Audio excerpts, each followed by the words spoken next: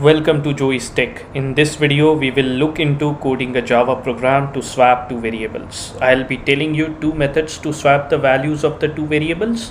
Number one will be by using the third variable, and number two will be without using the third variable. If you are a beginner, then you are going to get a lot of value from this video. Therefore, I recommend you watch this video till the end and code the program along with me. Also, if you haven't subscribed to my channel, then do hit the subscribe button and the bell icon so that you don't miss out on these programming tutorial videos I create for you. To swap two variables with the third variable, here is what we will do. There are two variables A and B. A has got 2 and B has got 4 as their values. We'll create a third variable which we are going to call temp, in which we'll park the value of A for a while. So the value of temp becomes 2. Then we will assign the value of B to A. So after this step, the variable A contains the value of B, which is 4. One side swap has happened. Finally, we will assign to the variable B the value of this temp variable. And what it has been holding? Yes, the original value of the variable A.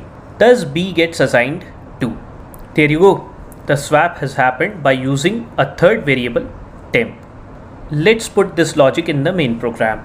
Alright, this is my IntelliJ IDE in which I am going to first create a class. So let's create it. I am going to call this class as swap two variables. Alright, the class has been created. Now I am going to first create the main function, for which I am going to simply write PSVM. And IntelliJ is going to create the main function for me. Let's declare the two variables first. They will be integer variables, so it will be int a comma b. Alright, the variables have been declared. I am interested in taking the values of these variables a and b from the console, from the standard input, for which I will be using the scanner class. The scanner class is available in the java.util package. So let's import it first.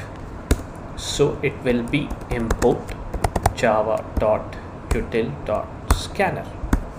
There you go. Now we are going to create an object of the scanner class.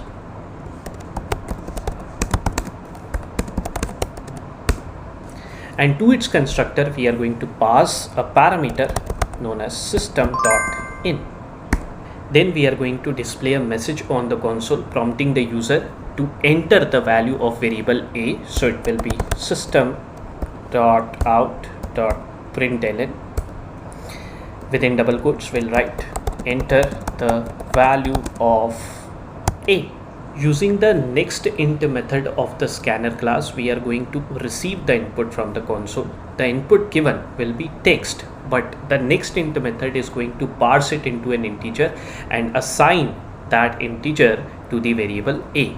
So it will be A equals to sign sc, which is our scanner class object, dot next int. And the same code we are going to write to receive the value of the variable B. So I'm going to copy these two lines of code and paste them over here. One thing I'm going to change, I'm going to replace this A with B, and over here it won't be A anymore, it will be B. That's the code to receive the two integers from the console. Now we are going to declare the third variable, which is temp. So in this line of code, after B, we are going to place a comma and we are going to declare our third variable, which is temp. Now it's time to write the main logic. First, we'll have to display the original values of A and B, for which we are going to write system.out.println. We will write within double quotes, before swapping, A is concatenation operator A, comma, B is concatenation operator B. So this is going to display a message on the console, which will be before swapping, A is the value of A entered, B is the value of B entered. We'll write the swapping logic now. So first we are going to assign the value of the variable A to the variable temp. So it will be temp equals to A. Okay. Next we are going to assign the value of the variable B to the variable A. So it will be A equals to B. Finally, we are going to assign to the variable b the value of the variable temp. So it will be b equals to temp. The only thing that is remaining is to display the swapped values of a and b. So what I am going to do, I am going to copy this line of code and paste it over here. And the only thing we'll have to do is change this before to after. That's it. Code complete.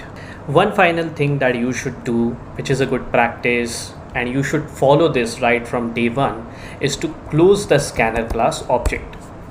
If you want to know why, and if you want to know more about scanner class, then you can watch the video in the I button. Now the program is ready. Let's run the program and check the output.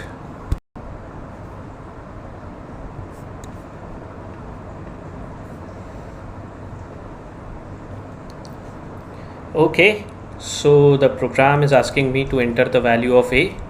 Let me enter 2. Program is asking me to enter the value of b. Let me enter 4. And there you go. The program says before swapping a is 2 and b is 4. And after swapping a becomes 4 and b becomes 2. Swap happened successfully using a third variable. Let's look into method 2. Method 2 uses a simple mathematical trick. Let's say a has the value 4 and b has the value 5. If I sum them up, I get 9, which I assign back to the variable a. Now, if I subtract the value of the variable b from the sum which is now in the variable a, I get the value of the variable a. So the sum is 9, value of the variable b is 5, 9 minus 5 gives me 4, which is the value of the variable a. Why don't we assign this 4 to the variable b? That's one side of the swapping that we want to do. Now, the value of the variable b becomes 4. Here is where it gets magical. If we now subtract the value of the variable b from the sum which is still in the variable a, we get the original value of the variable b. So b has 4, we subtract it from the sum 9, we get 5, and we assign it to the variable a. So a becomes 5, and there you go. Swap happened without using a third variable. Let's quickly write this logic in Java now. You can see that I have commented out the logic that we wrote in method number 1. Everything else is going to stay the same, only the main logic will change. To the variable a, we are going to first assign the sum of a and b. So we will write a equals to a plus b. Now we are going to subtract the value of the variable b from a and assign it back to b. So it will be b equals to a minus b. Okay, with this line of code, a's value is in b now.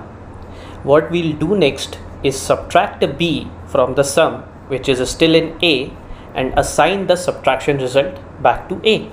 So it will be a equals to a minus b again. Logic complete. Now let's run the program and check the output. But before that, let's give it a finishing touch. We'll write in the message without third variable. Okay, same string I'm going to add over here in this message. Rest all stays the same.